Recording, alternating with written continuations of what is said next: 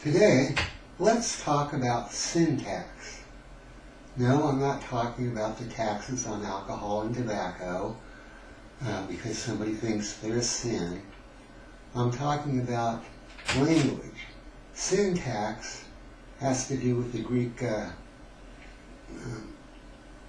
word sin, which means with, and then tax is a root that relates to like taxonomy, which means like order or arrangement.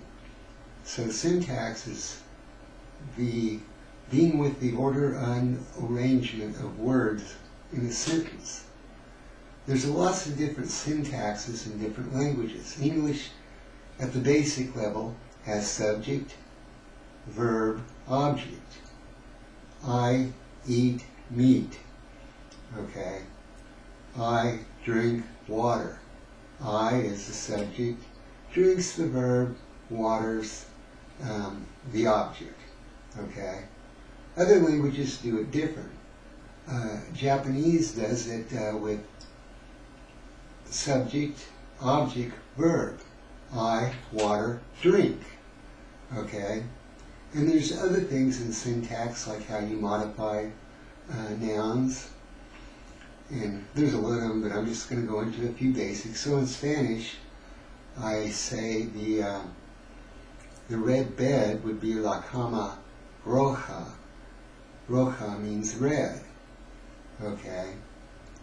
And so consequently, the adjective comes after the noun in general in Spanish. In Japanese, it comes before the noun like English. So the red water, okay, that would be like akai mizu, red akai mizu, water, okay? Now, Japanese does do relative clauses different than English in that it puts it before the noun, just like they do their adjectives, and we put adjectives in English. So in English, when we want to use a sentence to modify a noun, we use a relative clause. So I say, the man who is drinking the water is tall. Okay? Or the man drinks the water that is red. Okay?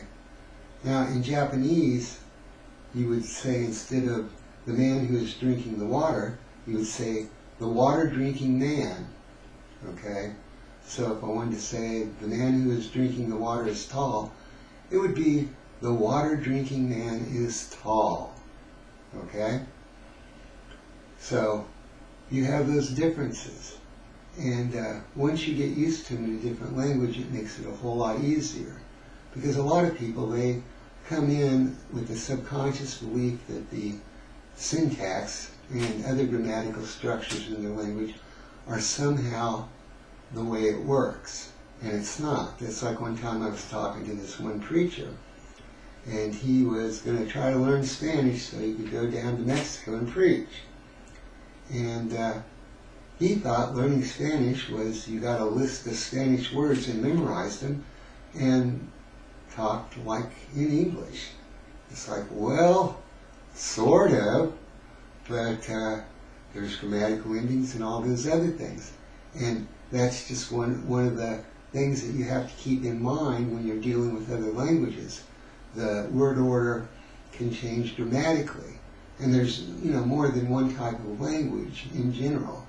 There's analytical, partially synthetic like English, which the word order determines what the subject, the object, and the verb is. Chinese is like that. Vietnamese is like that.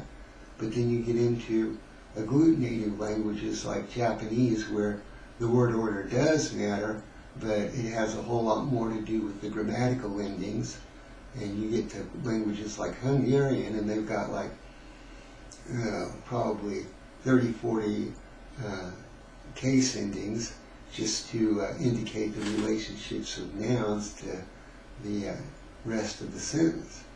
And so it changes, and then you get up to really way different from English, like, well, first before that you've got like Latin Greek and Spanish, which are just synthetic. In other words, they have grammatical meanings on the end, but it's not real complicated. But you get to languages like Wakashan languages, the Nootkins, and like I don't know any of it, but I have a friend that wrote a grammar of it, and there was one sentence he had from one of the Nootkin tales, which was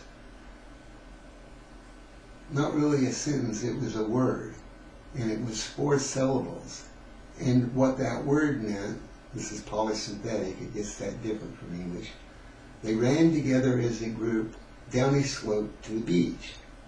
Well, what were those 4 elements? One was the stem, which is a particle that means to do something together. And then the next one is a word that means run. Then the next word is just slope. And then they have what are called locative endings that tell where something's at, but it's not like our prepositional. It's like 2 sounds, right? Like up, that go at the end of the word. And in this case, there was one that meant at the beach or to the beach.